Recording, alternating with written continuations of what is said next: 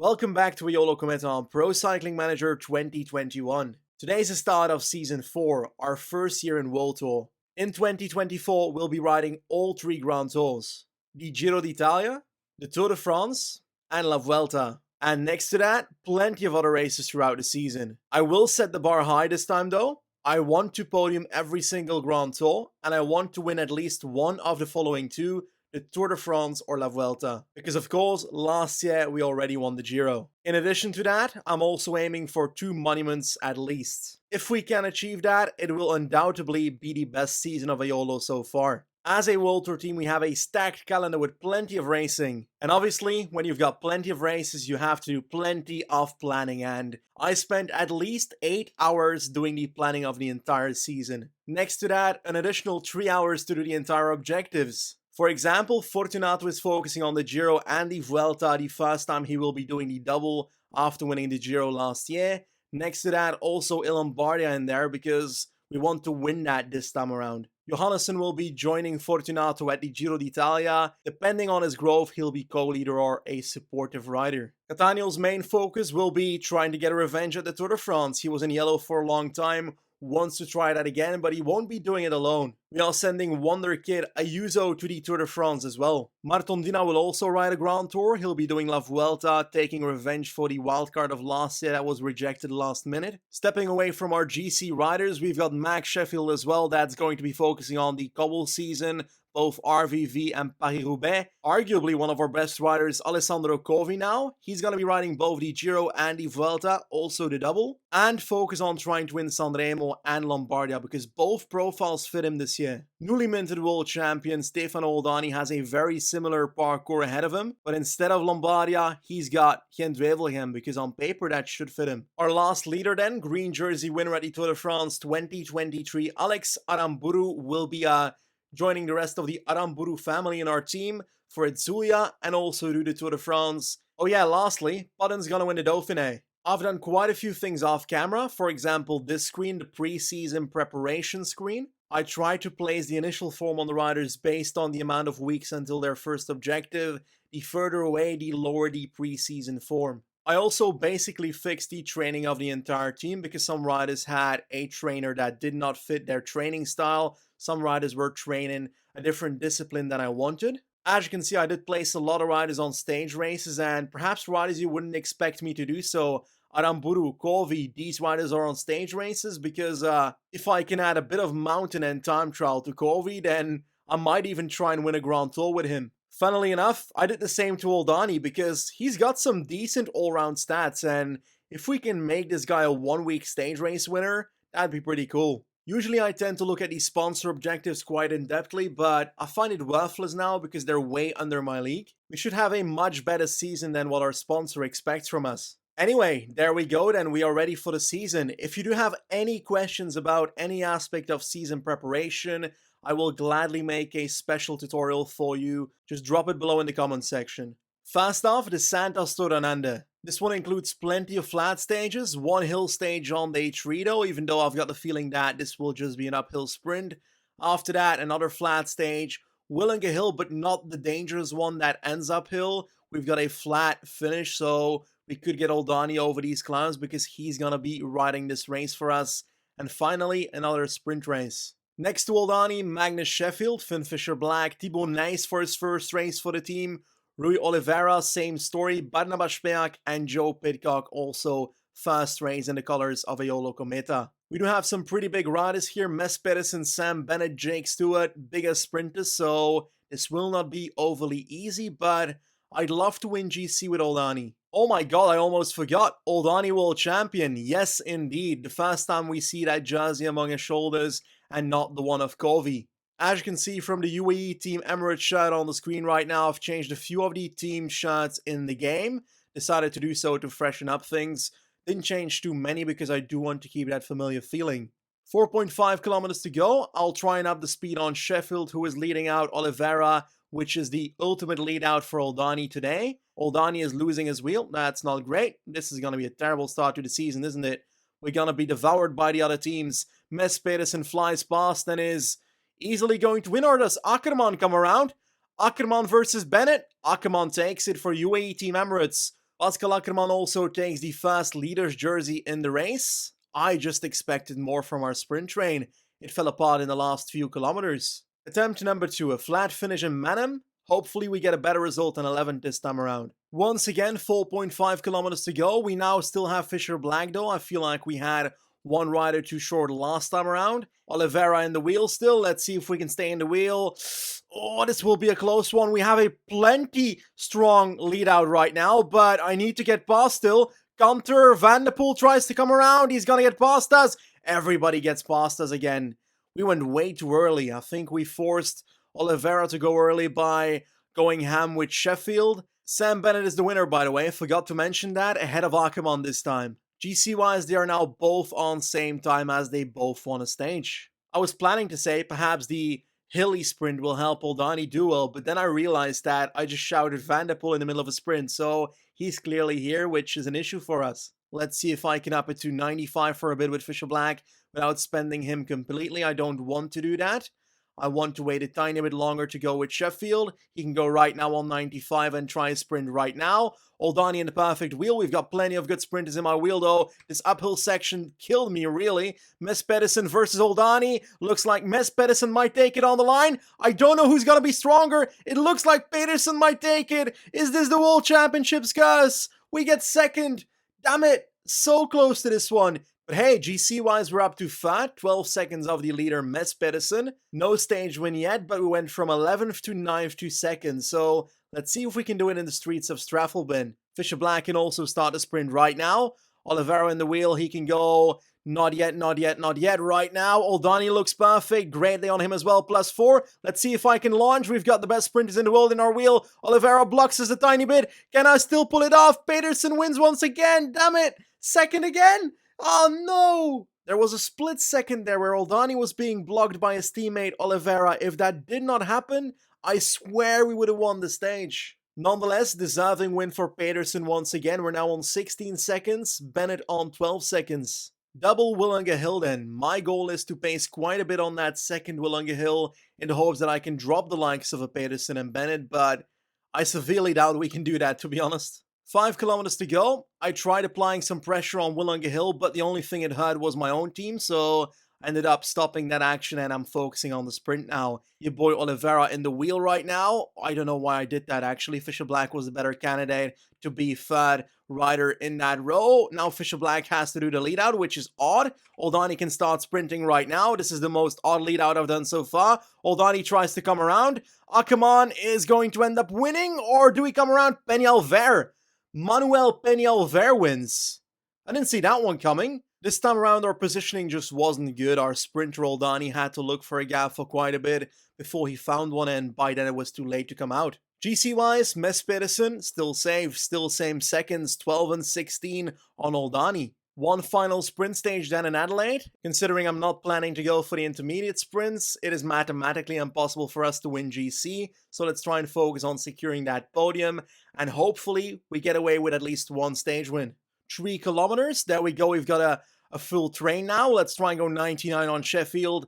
Come on, get Oliveira out of there, he's kind of blocked in. Let's try and go for the sprint with Sheffield. Oliveira can do so right now in this corner as well. Oldani's kind of ready too, he's getting blocked in.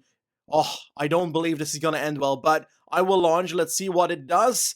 We've got ourselves moving up, actually, but it looks like Jake Stewart is going to keep the victory arms up because, well, he wins. In the end, Mess Pedersen wins the STDU race. Oldani finishes on third in GC. Certainly not the results we were looking for with our team. Twice a second spot here. Looks like a bit of a world champ scars to me. Nonetheless, we have to look at it from a positive side as well. It's by far the best race we've done all season. A bit of bad news, Fabio Aru is injured. It's not for that long, I think, because it's just a fracture.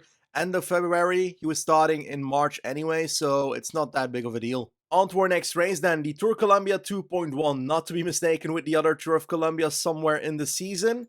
We have a false flat sprint on day 1, a false flat descent sprint on day 2, false flat uphill sprint again on day 3. After that, the mountain start. We've got the following climb: Cerro del Amago on day 4, 7.5 average, 10 kilometers with a peak up to 14.2%. Day 5 is a punchy finish, also quite steep, it seems, 20% max, but 10% average for 3 kilometers basically. And lastly, another brutal mountain finish, which is the Filo Sierras Comechingones. 16 kilometers, 7.9 average, 13.9 max. Not going to lie, I'm really liking this parkour. Ayuso is coming, Ropero, Aramburu, Yoda, Garcia, and Luna del Cerro. So Ayuso time has arrived. For the sprint stages, I do want to give Yoda a proper chance this time around. 73 sprint, 75 acceleration.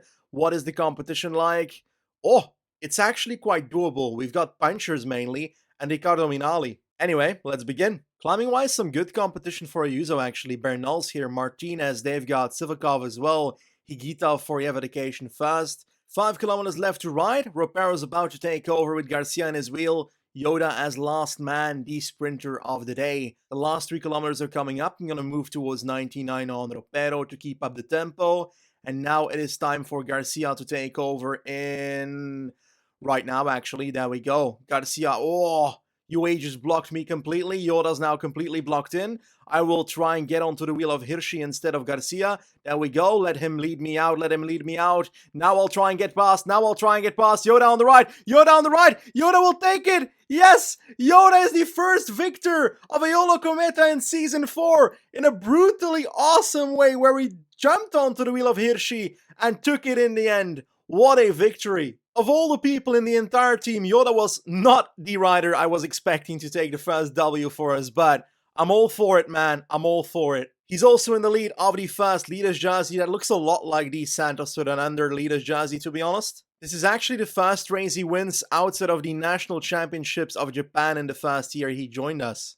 Day 2 then, another opportunity for Yoda perhaps? Let's give it a try. Let's see if I can launch myself pretty soon as well outside of the wheel. Right now, oh, that was a bit of a block there. This is a bad one. This is not going to be the one for us. Hirschi's going to be winning today, and we won't get second. I think a top 5 is where we're at right now. Getting slapped by Pavel Sivakov in a flat sprint is definitely not what we're looking for with Yoda here, but we have one victory already. GC-wise, this does put us into third position now, although this jersey will not be for sprinters in a few days. It does look like Ayuso's fitness peak at Colombia isn't hitting where it should be because we had planned it as an objective for him and he's not in a fitness peak. So something didn't go right. 91% is not that bad. I do hope we can get a better result when it comes to a fitness peak at Catalunya for him. Anyway, another opportunity. Let's try again. Oh, +5 on the day. That is 77 sprint for Yoda, 78 acceleration. Let's try and up it towards 99 on Ropero and try and get through here. There we go. Oh, no. Yoda, Yoda, Yoda. Get on the wheel of Hirschi. Get on the wheel of Hirschi. Come on. Hirschi. Hirschi. Oh my god, this was terrible. This is terrible. Ricardo Minali is winning because of this. Hirschi's going to try and fly past at the end, but no. What was that for a sprint?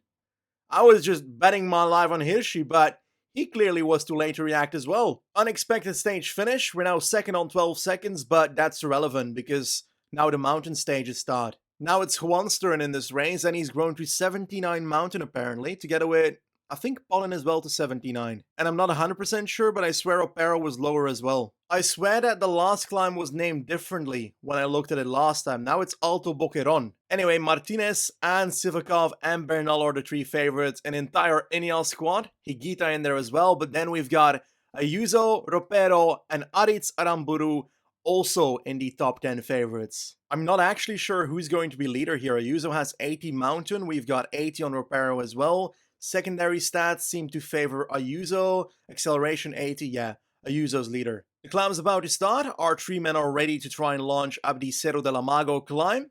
And it's starting. Reminder, 10.4 kilometers, 7.5 average with a bit of a peak in the middle. Last 4.5 kilometers and I'm having so much trouble being in a good position here that it is risky right now. We are moving up right now with an attack of Bernal up front. Let's hope we can keep ourselves pacing quite nicely.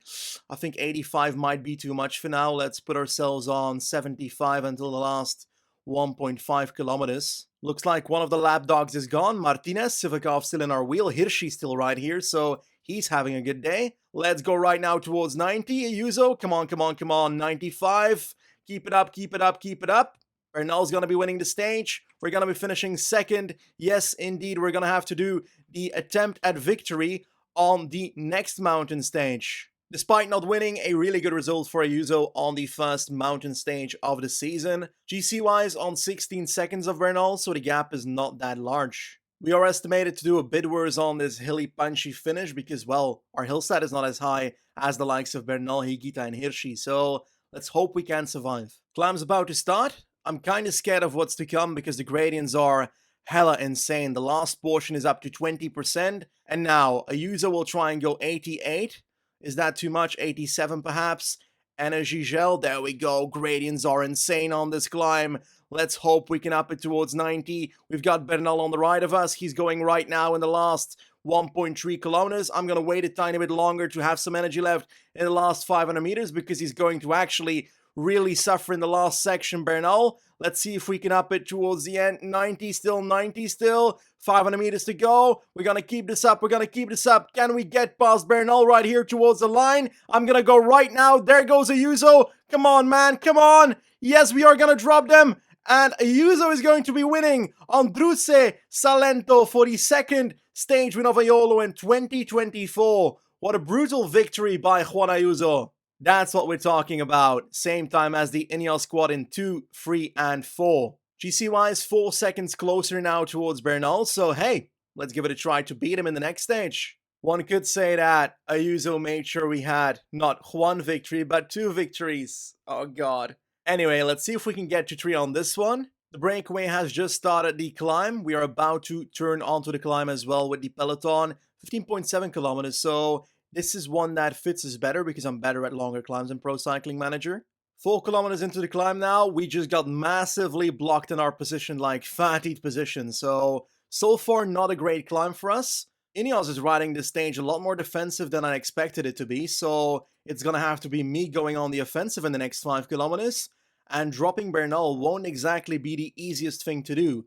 We've got Ropero almost done, so Aramburu is about to be the next domestique unleashed on Ayuso. I've moved up my tempo to 85, still 50 people in the group. Bernal at the back of our group right here. Can I put in a small attack myself right now? There we go. 85, keep it up. We've got Sivakov together with Bernal. Let's see if I can move it up to 87 for a tiny bit to try and pressure the others. Camargo's gone. We've got Higuita in our wheel. Bernal on the right side of the road. Higuita is done for. Let's see if we can drop Bernal as well. We are on 87. I'll drop back to 85 because I feel like I'm spending too much energy actually. 1.8 kilometers to go. Bernal is looking perfect. Sivakov still with him. I don't know how we can win this race, and I think I might just have overspent my energy on this race, to be honest. Bernal is losing the wheel of Sivakov. What is happening? And now Sivakov is done for. We've got a bit of a gap, but we're going to run out of energy too early. I think Bernal will slap us on the line.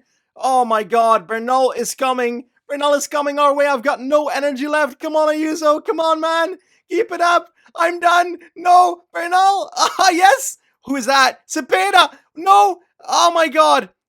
Don't block him because that's unfair, but still, we are going to be taking the victory last minute. I think we are. Yes, indeed. Ayuso wins on the beautiful Filo Sierras Comechingones climb in Colombia. And I think that might just be enough to take GC, but I severely doubt it, actually. Very happy with the stage win, and oh, Bernal's on 9 seconds. I think we've got it. Let's take a look. Yes, we take the overall GC of the Tour Colombia 2.1 with Juan Ayuso. 3 seconds over Bernal. What a beautiful win with 2 stage wins towards the end of the stage race. I absolutely love that race. 3 stage wins, 1 from Yoda and 2 from Ayuso, and that's also the end result of today's episode because we didn't win at all in the Santos Tour Down Under. Next episode, we'll be starting off with the New Zealand National Championships. After that, Algarve. We do the UAE Tour as well, and Envelope to finish off the episode. So I'm very much looking forward to it. I'm very happy that we're back with Eolo. I hope you are as well. And in the end, I want to thank every single one of you for being here and enjoying the series with me. Thanks for watching, and I'll see you soon. Goodbye.